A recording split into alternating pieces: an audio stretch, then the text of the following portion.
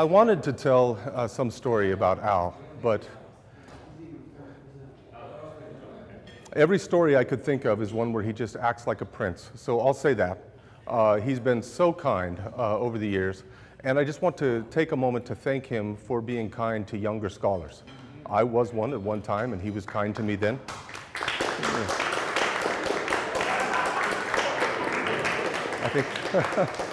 I think it's a tremendously good feature, and I appreciate it. Thank you. All right, I've been given a half an hour. I'm going to talk about the Felix Culpa Theodicy, the fortunate fall, the happy fault. Section 1, our topic. In his Supralapsarianism, or O Felix Culpa, Plantinga proposes to revive and to carefully consider a response to evil that has been with us for a long time. A response which can help us to achieve an important goal for Christians, namely, to understand the evil our world displays from a Christian perspective. Plantinga does not claim that adopting the proposal he here explores is required in order to respond adequately to those arguments grounded in evil which target theistic and Christian belief. Other responses, featuring soul-making, free will, multiverse scenarios, and I was glad that you included that one on the list, multiverse scenarios, the price of regular worlds, and the feebleness of no-seum inferences suffice for that. Rather, he proposes to make progress on a second issue, the question of how Christians in particular should think about evil and its place in God's world. And yet, despite emerging from such humble origins, halfway through the paper, we're treated to a full-blown theodicy. And this from the man who once offered the following reflection on the promise of theodicy. And I quote, "I must say that most attempts to explain why God permits evil, theodicies, as we may call them, strike me as tepid, shallow, and ultimately frivolous." Well, this is a change of tune, to be sure. But perhaps the change is, as Plantinga persuasively urges, worth taking very seriously after all. Can I be heard? Yeah. Good? Okay, thank you. I'm not going to comment on the second theme of the paper, the interpretation and adjudication of the debate between supralapsarianism and infralapsarianism, on the order of the decrees of God to permit human beings to fall and to save some of the fallen. Apart from noting that I think he's correct that if he has presented us with a successful theodicy, then the supras are right. Instead, I want to focus on the details of the theodicy itself. Section 2, some tools. Plantinga articulates and advocates for a number of theses concerning value that are at the heart of his proposal. There are 4 of them. Here are the opening 2 moves. Number 1, among the good-making qualities of worlds, we find creaturely happiness, beauty, justice, creaturely goodness, performance of duty, and creatures' conformity to love God above all else and to love their neighbors as themselves. 2, among the bad-making qualities of worlds, we find suffering, pain, creaturely rejection of God, hatred, and sin. Sensible selections, if you ask me. Those are indeed good-making and bad-making features of worlds, respectively. But then we venture out into deeper waters in Theses 3 and 4. It turns out that our first list of good-making features omitted the 2 most important goods. So, number 3, God is good. Better, God is the greatest good. Better yet, God is infinitely good. Better still, God's goodness is unlimited, where unlimited value advances beyond mere infinite value by crediting God with a goodness which is better than any quantity, quality, variety, or distribution of creaturely goods. The line is drawn there, however. Plantinga does not insist that God's existence is maximally valuable. There are a few things to add here and there to a world containing God that can make it even better. Significantly, it is worth noting that as a side benefit, owing to God's tremendous goodness and to God's necessary existence and to the constraints on creation given God's nature, every possible world is a very good world. Thesis number 4, the last, and the most important for the theodicy. The state of affairs consisting of incarnation and atonement is good, and unlike God's existence, is a contingent good. Better, incarnation and atonement is the second greatest good, an unthinkably magnificent good that towers enormously above all the rest of the contingent states of affairs. Better yet, incarnation and atonement is infinitely good. Better still, the value of incarnation and atonement, like the value of God himself, is incommensurable with creaturely goods. It's better than any quantity, quality, variety, or distribution of creaturely goods, and it is so splendid that when combined with any quantity, quality, variety, or distribution of creaturely evil, sin, and suffering, its presence will still tip the overall balance in favor of a very good world indeed. But there's no need to go overboard and call it maximum. That's thesis 4. I have to admit that the third and fourth sets of claims aren't as transparent to me as are the lists of good and bad-making features of worlds, but I want you to keep all 4 in mind because they drive the theodicy to come. And then finally, Plantinga introduces 3 assumptions, all of which he endorses, the strongest of which he employs, but only the weakest of which he maintains is required for the argument.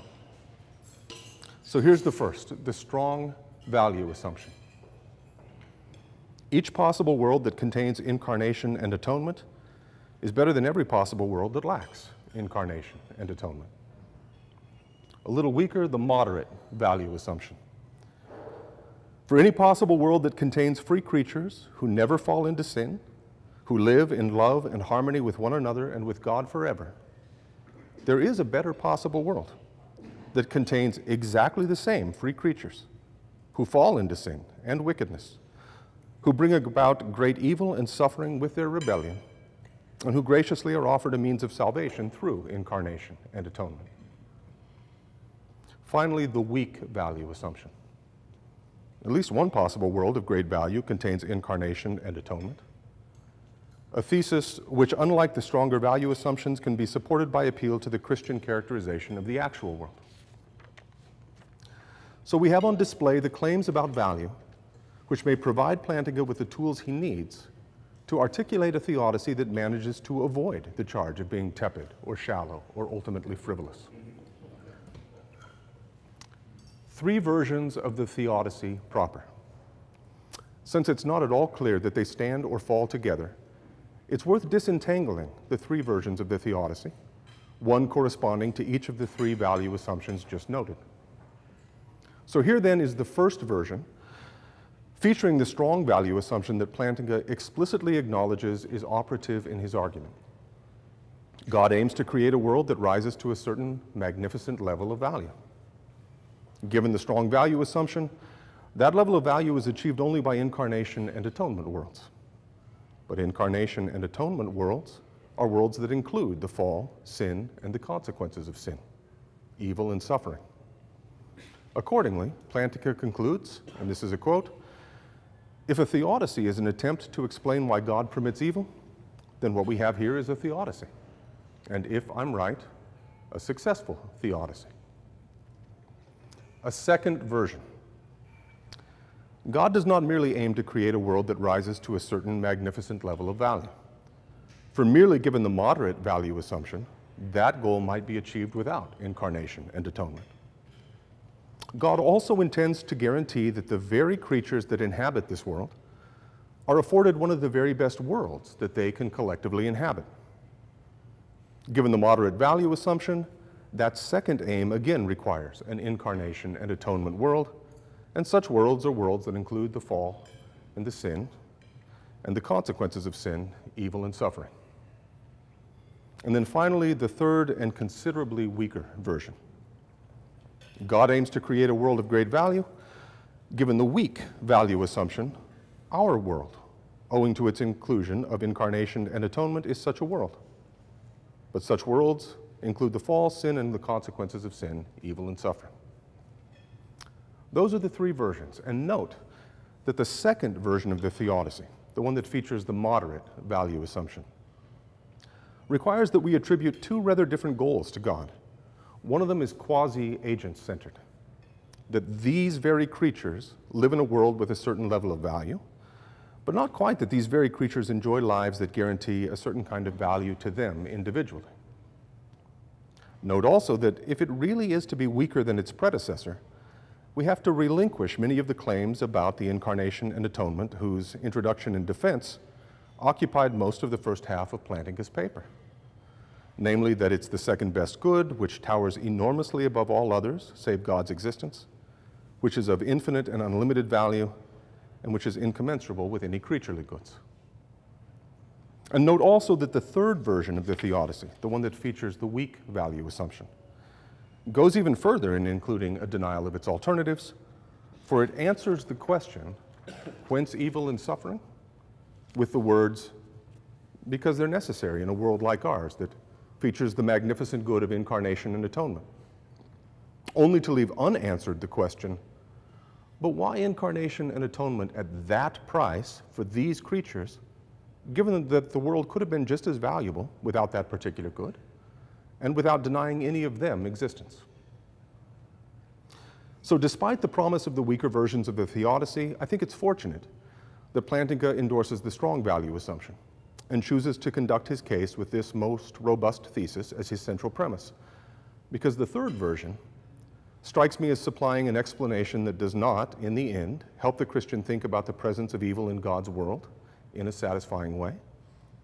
And the second version effectively abandons the value claims about the good of incarnation and atonement, which, if true, provide this strategy for theodicy with the teeth that it has. So in the following, now that I've sort of sorted out the original three options, in the following, I'll continue to examine only Plantinga's own preferred version of the Theodicy, which once again can be summarized simply and clearly as follows. God aims to create a world that rises to a certain magnificent level of value. Given the strong value assumption, that level of value is achieved only by incarnation and atonement worlds. But incarnation and atonement worlds are worlds that include the fall, sin, and the consequences of sin, evil, and suffering. Section 4, 3 objections, 3 replies. Before I turn to some powerful critical responses from Kevin Diller and Marilyn Adams, let me briefly note that Plantinga anticipates 3 objections that are likely to occur to his audience, and he offers some intriguing reflections designed to blunt their force. The first question: why does God permit suffering in addition to sin and evil? And the outlines of its answer. Because the permitted sin and evil perpetrated by significantly free creatures causes suffering. And because suffering is an important instrumental good in several different respects. The second question: why does God permit so much suffering and evil? And the outlines of its answer. Because, again, even this much may be instrumentally good in a compensating way. Or, because for all we know, the relevant counterfactuals of freedom necessitate just this much and no less. Or, perhaps because suffering and evil have to reach a certain threshold before incarnation and atonement is a fitting reaction, rather than a grossly excessive response. Moreover, some amount of unnecessary suffering may be unavoidable if there's a lower bound on how much suffering is required, but no precise amount of suffering such that slightly less would not have sufficed for God's purposes.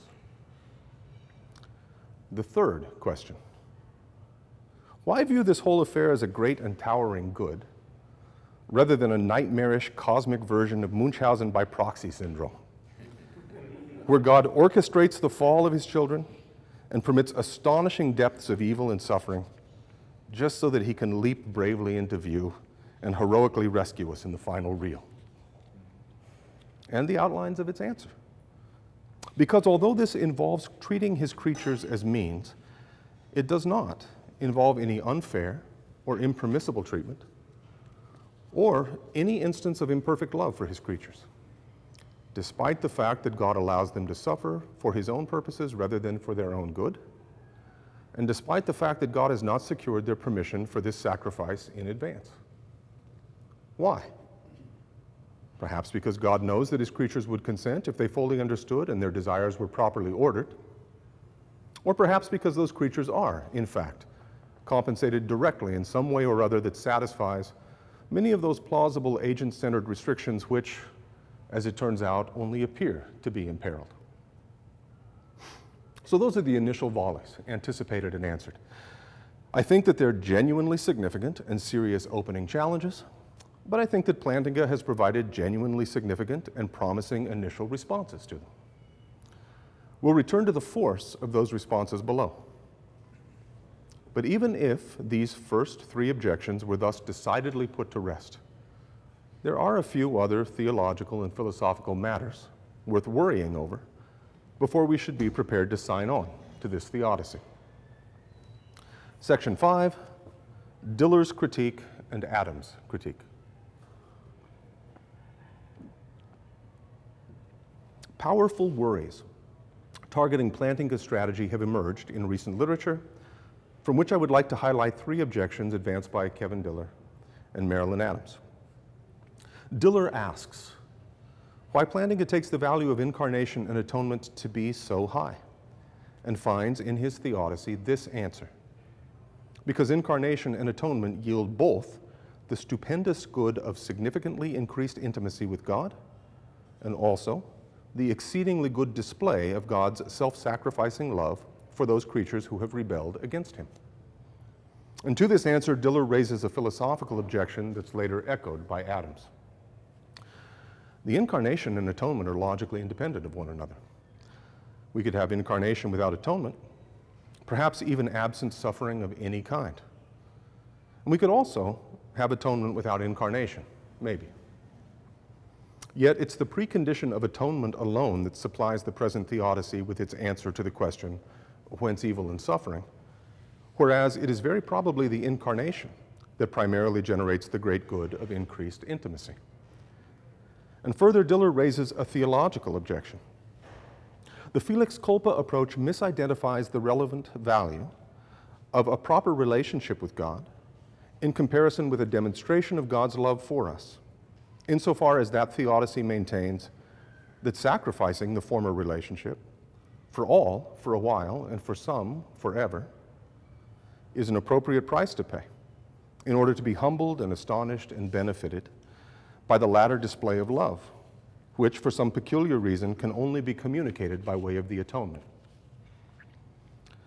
Dillard's excellent objections force the proponent of the Felix Culpa theodicy to retreat into a somewhat more precarious position, but not to give up. The options in response to Dillard's first objection are either to argue that every atonement world is also an incarnation world, so that they can't come apart after all. But that's a path fraught with theological and philosophical obstacles. Or else, to argue that the value of the towering and magnificent good of atonement alone deserves all the accolades earlier bestowed on incarnation and atonement together, so that the revised, strong value assumption now reads, each possible world that contains atonement is better than every possible world that lacks atonement. But since some of those non-atonement worlds will nevertheless contain the incarnation and the increase in intimacy it brings to our relation with God, the plausibility of the value assumption now operative is seriously diminished. The options in response to Dillard's second objection are either to argue that the magnificent display of God's love really is as good as advertised, and that whereas a proper relationship with God may be the best good in our lives, its temporary interruption for the sake of securing the value of God's great expression of love for his rebellious creatures is a worthwhile exchange. Or else, to argue that it is not just the display of such divine love that furnishes the atonement with its supreme value, but the presence of something else that's tucked in as well. Perhaps the unique kind of intimacy which comes from cooperating with God in effecting our rescue from the consequences of sin, which, like the deep expression of love in question, is obtainable by the way of atonement alone. In her analysis and critique, Adams adds a third worry to these first two by focusing squarely on agent-centered restrictions. Adams agrees with Plantinga that God would not violate any moral obligations in making use of his creatures to further his aim of increasing global value at the expense of extreme and uncompensated personal disvalue. Their parting of ways turns instead on whether in so doing God would be unloving or unmerciful or less than perfectly good. And just to be clear, on the Theodicy on offer, some of us are not merely being forced to suffer the headache for an hour or two for purposes that do not personally benefit us, but instead to suffer being wrecked and ruined, damnable, and, barring universalism, damned. In short, Adams charges Plantinga's Theodicy with having an insufficient appreciation of the category of horrors. Evils so ruinous, so detrimental to a person, that any greater good produced thereby would have to be personally compensating in a way that restores individual meaning and value to the life of the horror participant in order to properly exonerate God from the accusation of being unloving or unmerciful. As with Dillard's critique, Adams's objection also forces the proponent of the Felix Culpa Theodicy to take on explicit further philosophical and theological commitments. But again, you don't have to give up yet. The options in response to Adams's objection are either to answer the call at the end of her paper, to show just how atonement worlds nevertheless allow horror participants to be personally compensated in a way befitting God's perfect love and mercy, with the proviso that mere universalism isn't individually specific or personally restoring enough to achieve that end on its own. Or else, to argue that not only are perfect love and mercy compatible with requiring the suffering of a person for ends that are unconnected to her own good, but that these traits are also compatible with that suffering extended to being wrecked and ruined. That's the recent literature. That's my summary of the exchanges. If we were to stop the discussion now, and we were asked to choose sides, I have to admit that I can work up real sympathy towards Plantinga's end of the debate. Of course, I may not be especially representative, obsessed as I am with the fall and all things sin. But I feel the deep force and the attraction of the Philip Culpa Theodicy and its strong value assumption. I'm heartened by Plantinga's promising answers to why it would require evil and suffering in addition to sin, why it would require as much evil, suffering, and sin as we see in the actual world, and why it can escape the charge of being an objectionable instance of Munchausen by proxy syndrome on a cosmic scale. I acknowledge and welcome the need to reformulate the Theodicy by making its further commitments explicit in deference to the objections that we've heard, by maintaining that atonement either requires incarnation or, I think more plausibly, that it's equipped with sufficient goods on its own to earn the job, and by maintaining that the expression of God's love embodied in the atonement, together with its other unique good-making properties, really are as great as advertised. To take a stand on the issue of horrors, either by revealing how atonement furnishes the appropriate level of personal recompense for horror participants, or else, and I confess a preference for this option, by explaining why perfect love and mercy require no such thing after all. But I think we can't just leave the discussion here. It's not yet time to take sides. There's a further problem for Plantinga's Felix Culpa Theodicy I want to explore. So section 6, a problematic passage. The Felix Culpa Theodicy as presented depends on the revised strong value assumption, which in turn depends on Plantinga's claims about the value of incarnation and atonement rehearsed in the opening sections of the paper. So just a 30-second reminder. Incarnation and atonement is good and a contingent good. Better is the second greatest good, an unthinkably magnificent good, towering enormously above all the rest of the contingent states of affairs. Better yet is infinitely good.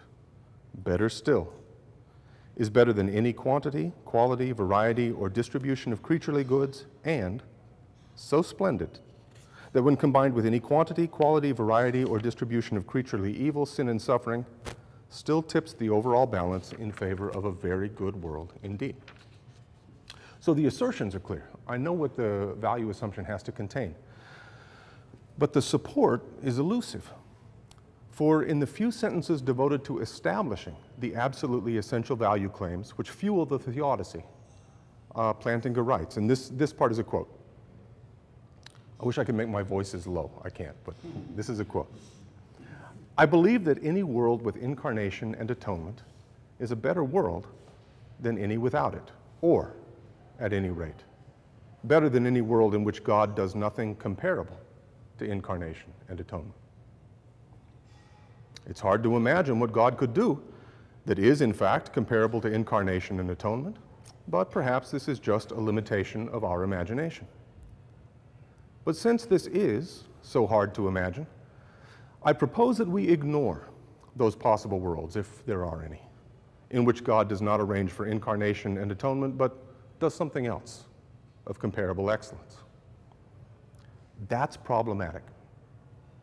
Of course, any world with incarnation and atonement is better than any world in which God does nothing comparable in value. But rather than hearing a triviality, I detect a rhetorical assertion to the effect that there is, in fact, nothing comparable in value. That's just an artful way of drawing my attention to that claim, but that's the claim to be defended. I'm still waiting for the defense. Why? Because, we're told, it's hard to imagine what it could be. But clearly, it's uncharitable to hear that as the verdict that we can eventually imagine it, but doing so will be a difficult task for us. But if it's not that, exactly what is communicated? I suspect it's the observation that we are not, in fact, aware of anything comparable in value to incarnation and atonement that we recognize to be comparable in value to incarnation and atonement. It's an artful way of forcing me to agree to that thesis as well. I do. Suppose we grant this point. What advice follows upon this observation about our inability?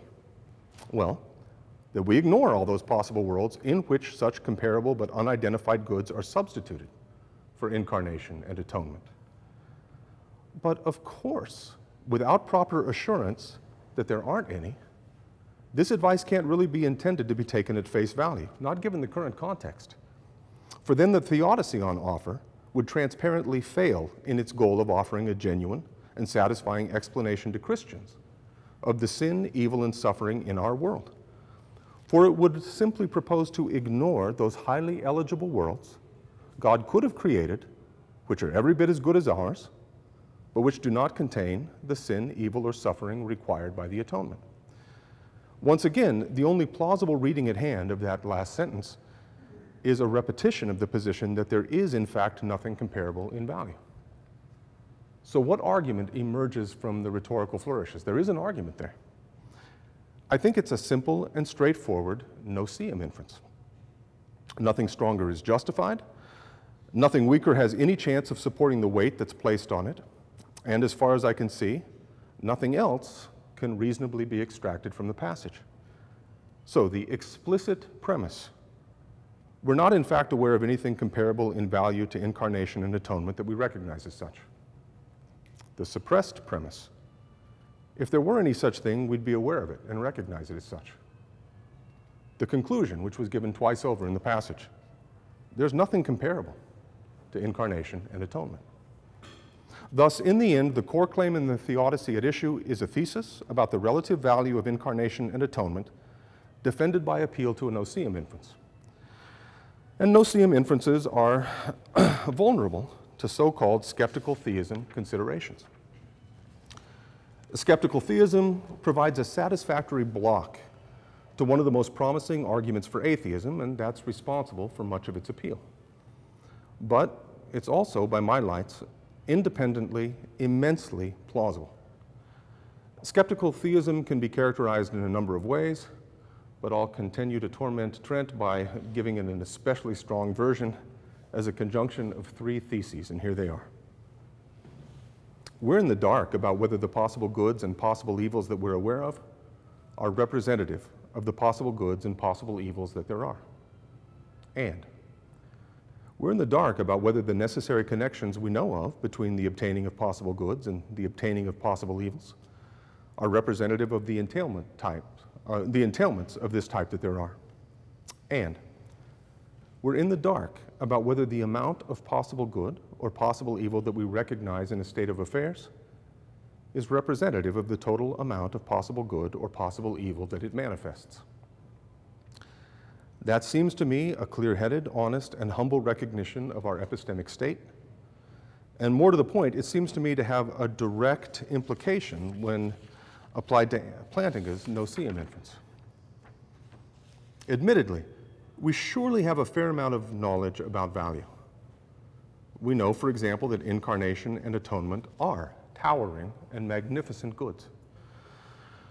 But given the intellectually modest concessions embodied in skeptical theism, we've no good reason to think that if there were a contingent state of affairs comparable in value to incarnation and atonement, that we would be aware of it. Or, if it were somehow an object of mere awareness, that we would recognize its full range of infinite and unlimited value. That's not to say that Plantinga's strong value assumption is false. Far from it. It's simply a reminder that if we do know that assumption, it's not by way of a no-seeum inference grounded in what's hard to imagine. But unfortunately, other potential routes to demonstrating the supreme and unique value of incarnation and atonement do not seem to be very promising either. It's not especially plausible to maintain that this crucial thesis is available for confirmation through the exercise of our other natural capacities. It's not a deliverance of some Cartesian faculty of intuition or illuminated by the natural light of reason. It's not a product of memory or sense perception or introspection.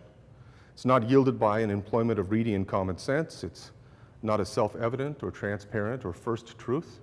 It's not a celebrated discovery of contemporary axiology. And it's worth noting that the crucial thesis is similarly unlikely to be known by us by way of divine revelation. Of course, I fully recognize that my word, that this thesis is not a proper subject of revelation, may not be very reliable, despite my having spent minutes and minutes poring over the central texts in this area. But my theological informants have assured me that it would be a decidedly controversial position to insist that we know by way of revelation that incarnation and atonement is, and is the only, infinite and unlimited contingent good. Accordingly, I don't see any way to adequately support the central movement in the Theodicy.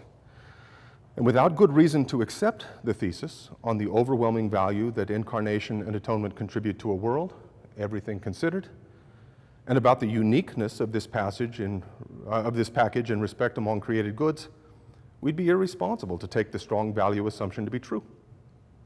And without the strong value assumption, the Felix Culpa Theodicy, as formulated by Plantinga, is in trouble. However, without good reason to reject that characterization of the value incarnation and atonement contribute to a world, everything considered, or to reject the claim of uniqueness, we'd be equally irresponsible to take the strong value assumption to be false. Moreover, since both parties to the debate that I've canvassed seem to rely on all-in judgments about value, the considerations discussed above seem as well suited to contest taking the thesis to be false as they are to contest taking it to be true. So who gets it right? Plantinga in his endorsement of the Felix Culpa Theodicy and its strong value assumption, or Dillard and Adams in their rejection? Full of doubt, it's Milton's Adam who gets it right in Book 12 of Paradise Lost. Hear Adam speak.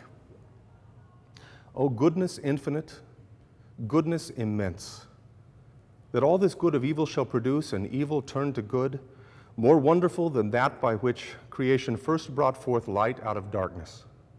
Full of doubt I stand, whether I should repent me now of sin by me done and occasioned, or rejoice much more than much more good thereof shall spring.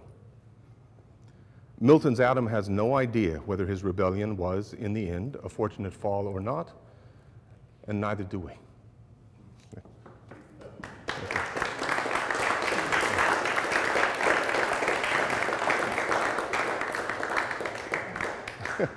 We'll keep the Q&A fairly brief so we can get to dessert and so that Hud can get have some meal. dinner. Yeah, here's dinner. This is my dinner. Yeah. So I guess the question I have, and if you can help me with this, what exactly makes something a theodicy? So, I mean, obviously it's not enough just that we don't know that the premise is false. That's a defense. Right. But it seems to suggest that we'd actually have to know independently that premises are true in order to have theodicy. Isn't that demanding too much? Shouldn't I be able to, in a sense, infer that these premises are true on the basis, in fact, of their best explanation of the evil that we see? Or, I mean, there seems to be some middle ground between independently knowing that this is the explanation and mere defense. So I was just following this phrase, which I found in the paper I was trying to comment on. If a theodicy is an attempt to explain why God permits evil, what we have here is a theodicy. And if he's right, a successful theodicy. So I'm thinking it's a correct attempt to explain why God permits evil. That's a theodicy. Now, whether I should endorse the claim that it's a theodicy seems to depend on whether I should endorse that it's correct. And now I've got lots of wiggle room about under what conditions I should endorse that it's correct. Does that sound right? I agree with that. So I think that in order to claim that something is a theodicy, I'm going to be claiming that it's the true explanation. But it seems to be too much to demand that I have independent knowledge of the premises that make up this explanation. Right? In other words, it may be that I don't know that the crucial premise is true. I don't know whether there's something greater than atonement. But I can conjecture that perhaps atonement is the best good. And if that were true, that would explain the evil we see. So why, as a Christian, can't I treat that as a kind of inference of best explanation? And embrace this theodicy on that basis? Good. I think I understand how you're using theodicy. I think it was a little bit different than the thing I tried to report moments ago. If that's the way we understand it, then you can do this. But I don't think we've lost any ground. We still have the very same worries that we had moments ago. Do I have any compelling reasons to endorse the central moves that give me the theodicy, in virtue of which I can say, I've got good reason to believe that it expresses the right reasons for God to permit evil? So I can do this partly as an inference to the best explanation. I can do it by having the independent features that you mentioned. That's what I meant by lots of wiggle room about what it would take to endorse its correctness. You did say that the theodicy is the correct attempt, and I was doing something weaker than that. A theodicy is an attempt. A correct theodicy is one that gets it right. And then to endorse it, I have to have some kind of standing. Yeah, Robin. Yeah, so maybe just a question of clarification. I think you sort of covered this, but... Can you speak up a little bit, Robin? Yes, maybe a question of clarification, because you sort of hinted at this objection. But later you said about atonement displaying the love of God. But I don't see how it can display the love of God unless it was for our good. Because when you love somebody, at least a minimal condition, you act in such a way for their good. But if it's just to achieve this great good for God, or that's independent of us, then it's not really love. So you can't appeal to that. It's to demonstrate God's great love for us. It's like, like you mentioned, causing somebody to suffer, like letting the child fall into the river so you can jump in and save the child. Heroically. That's not showing great love for the child, because you shouldn't have let the child fall in to begin with. So I think that by way of the atonement, God can accomplish some tremendous goods that are not simply goods for me, and at the same time can show love for me by restoring me to a certain state. I think that by orchestrating the situation where I'm in need of rescue in the first place, there's some danger of thinking that God's not acting loving towards me in the whole picture. Is that the idea? It has to do with this notion of what it is to be perfectly loving. So I was a little bit surprised. Well, no, actually, let me just back up. The charge that this is an objectionable instance of Munchausen by proxy syndrome seems to rest in this. When we think about standard instances of that syndrome, we think of an individual who, say the father, treats another individual, say the child, in morally impermissible ways and also demonstrates an unloving attitude. To rescue God from that charge, I need to show that God doesn't treat his subjects impermissibly, his creaturely persons impermissibly, and doesn't act in unloving ways. There seems to be agreement between, say, Al and Marilyn, that there's no impermissible treatment. But there's a worry about whether we have unloving treatment, and it sort of mirrors the thing you're saying. When I think about being perfectly loving, I'm a little distressed because the ideas that seem best to me on reflection, clearly, I'm discovering, are not the ideas which are in the majority. And I think about, but I mean, with that intro, here's my thought. Being perfectly loving is something I can fail to do if I'm insufficiently in tune with the beloved's needs and interests.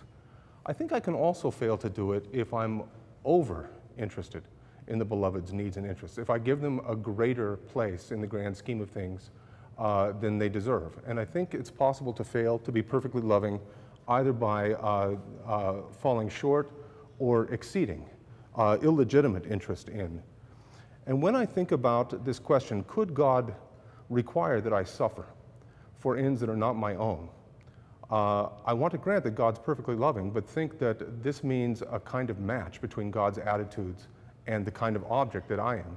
And I think it would be to deal me a kind of moral trump card that's wildly out of proportion to my place in the universe, to assign me a position such that it would be impossible to allow me to suffer for some ends that don't particularly benefit me, and let the sky fall. I think that it would be a way of failing to be perfectly loving, not to require, because God's perfectly loving with respect to a number of other things as well, non-person, non-human animals, creation in general. And the interests of these various things can come into conflict with one another. I think that I could be required to suffer the toothache in order to prevent the sky from falling, so to speak, if there are necessary connections that require this. And then once it's no longer a matter of principle, but a matter of degree, I wonder how far I can be pushed without saying that God hasn't shown perfect love for me in that picture of the atonement where God's purposes are for the world having a certain kind of maximal, or a certain kind of terrific value. I'm pretty sure I can be required to suffer the toothache. I wonder if I can go so far as being wrecked and ruined. I wonder if I can be damnable for a while. I wonder if some such subjects can even be damned. But those got progressively worse, right? I bet there's a threshold somewhere, but I'll bet it's above the claim that every harm I suffer has to end up being for my own benefit. Go ahead. You want to follow up? I mean, there needs to be an element of not just that God shows perfect love, but the perfect love needs to be a positive thing. I mean, so because it's the demonstration of love for us, like God allows you to suffer a toothache so that some other greater good is met. God is not lacking perfect love, but God is not demonstrating in particular love for you. God is allowing it to happen, but not failing to demonstrate, not failing to be perfectly loving, but in no positive sense is God demonstrating love for you. If God makes it possible for me to be reconciled to God, that strikes me as something that's good for me. And this happens with the atonement, yes? Yeah, but I'm thinking about the whole system.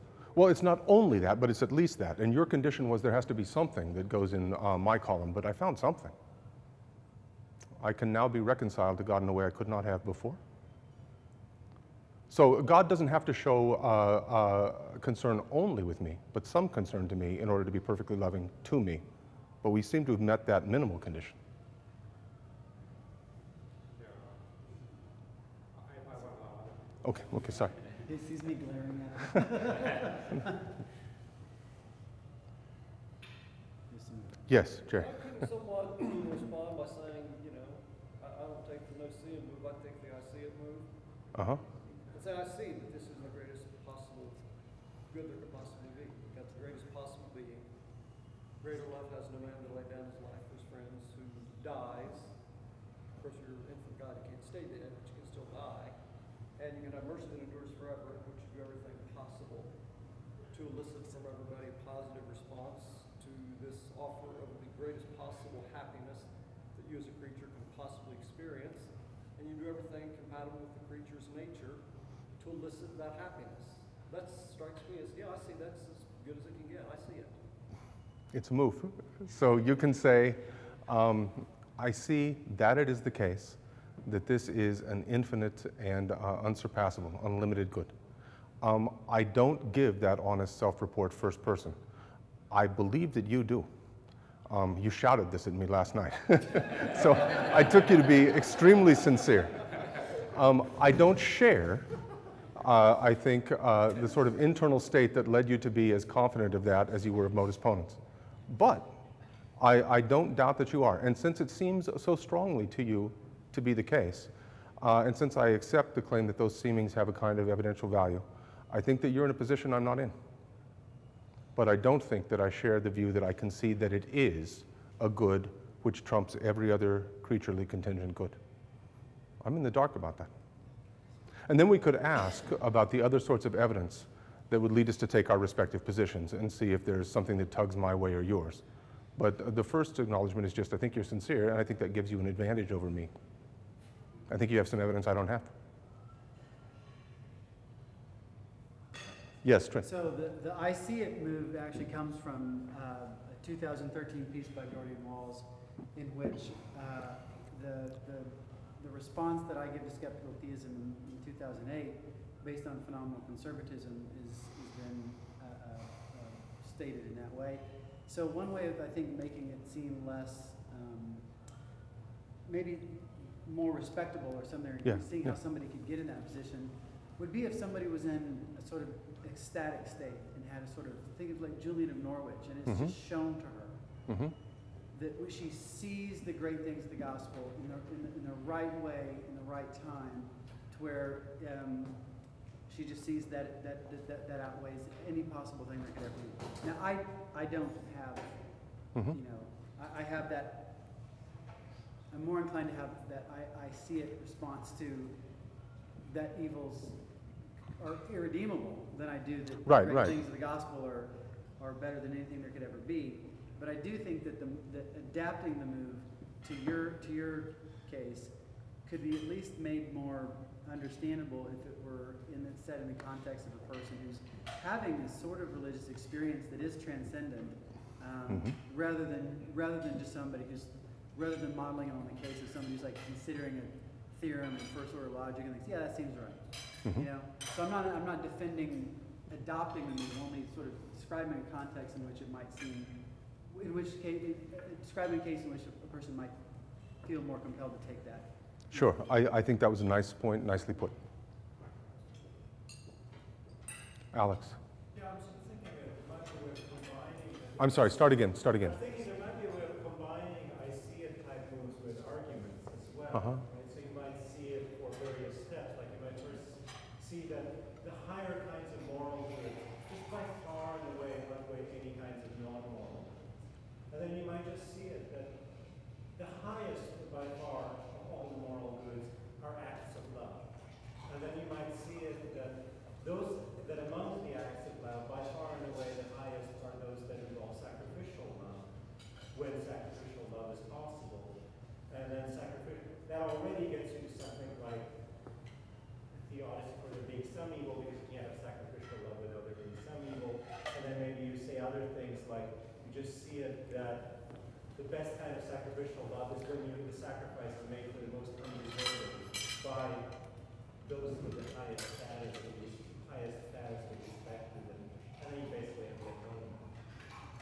So a couple of things. I liked all the steps that came between the I just see it connective, but I have worries about the I just see it connective. And you also told me that this was going to be a combination of I just see it with arguments, but what I heard were 6 I just see it statements. And then transitivity. And then what? And then the argument's transitivity. Oh, okay. I didn't catch that part of the argument. I see. Okay. We should let Hud get some food. Thank you so Oh, much. thank you. Thank you so much. Thank you. Right.